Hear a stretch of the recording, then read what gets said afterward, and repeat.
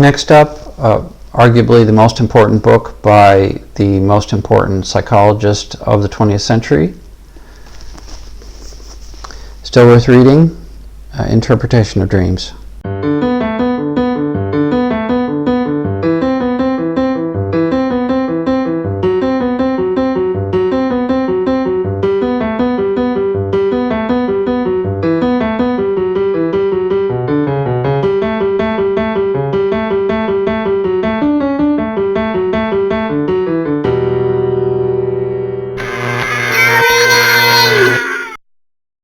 So Interpretation of Dreams was written 120 years ago, and it's a classic, but scientific books do have a shelf life unless they really reach beyond their time.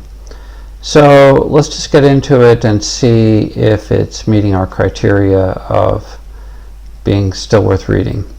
The first 100 pages of the book is a review of scientific ideas about dreams up to that time, and none of the works discussed are going to be remembered today, but Freud uses them as a kind of a jumping off point.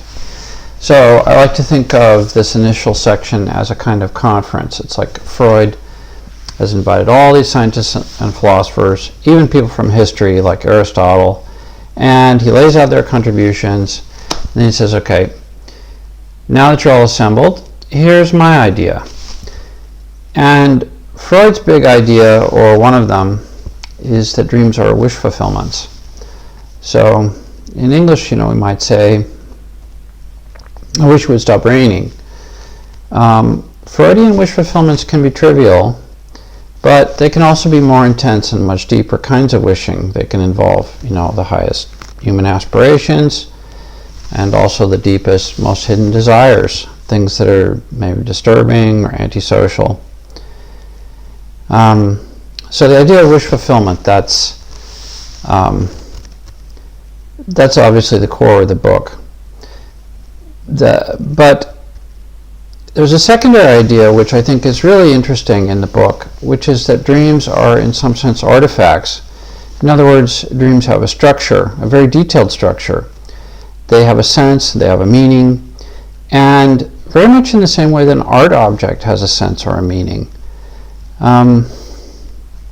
But just like with art, that meaning is hidden, or at least has to be teased out. The meaning is obscured. It's non-obvious. And you have to spend time with it.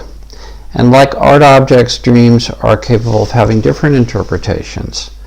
One person would think it means one thing, another person thinks it means another. Those are not necessarily contradictory. So Freud's interpretation process for dreams that he talks about is an extension of his medical work, and his objective was to help people who weren't doing very well in terms of coping, either their dealings with the external world, their feelings, what was going on inside them. And those people were called neurotics, which is just a label, but we all have a pretty good idea what it means to us. The thing to keep in mind is that when Freud is talking about psychoneurotics, he's talking about people who are fairly seriously mentally ill.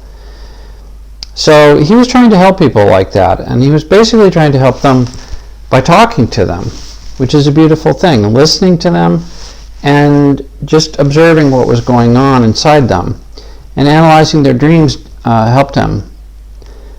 Now, the most important psychological operator that Freud describes is a thing which explains the distortion of dreams, and he calls that the censorship. And Freud makes an explicit analogy to a reporter or someone writing about politics. The political writer who has unpleasant truths to tell to the government finds himself in the same position. If he tells them without reserve, the government will suppress him. The writer must fear censure. He therefore modifies and disfigures the expression of his opinion. He finds himself compelled, according to the sensitiveness of the censure, either to restrain himself from certain particular forms of attack, or to speak in allusion instead of direct designations. Or he must disguise his objectionable statement in a garb that seems harmless. He may, for instance, tell him an occurrence between two mandarins in the Orient, while he has the officials in his own country in view. So the stricter the domination of the censor, the more extensive becomes the disguise, and often the more humorous the means employed to put the reader back on the track of the real meaning. So that's how he describes censorship. Now, the fact that dreams often seem changed and distorted from being an actual wish, the motive behind the dream, what its true meaning is, he ascribes that to the censorship. So people can't just be free even in their own minds. They have some kind of psychical structure which is self-censoring.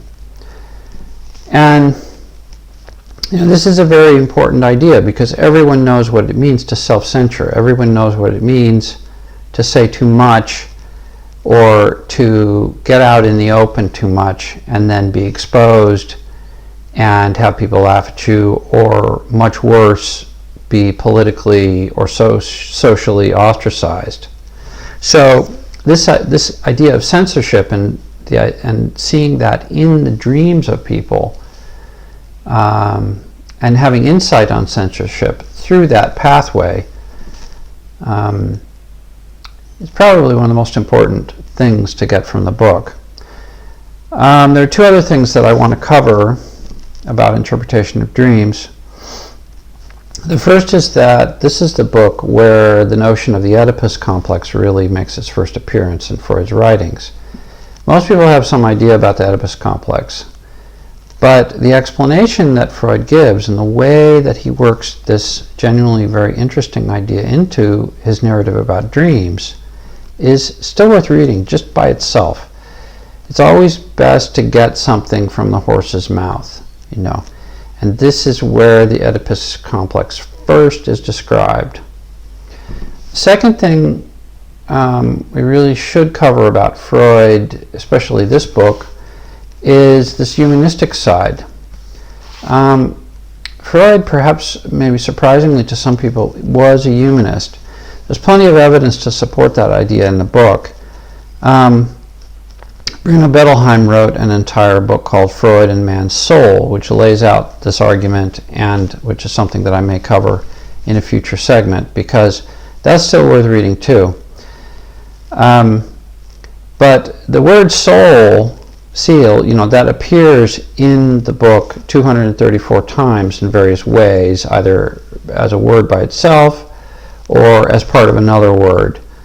So Freud is talking about the soul because psychology has to, any depth psychology has to really go into the details of what it is to be a person. And so you have to talk about the soul.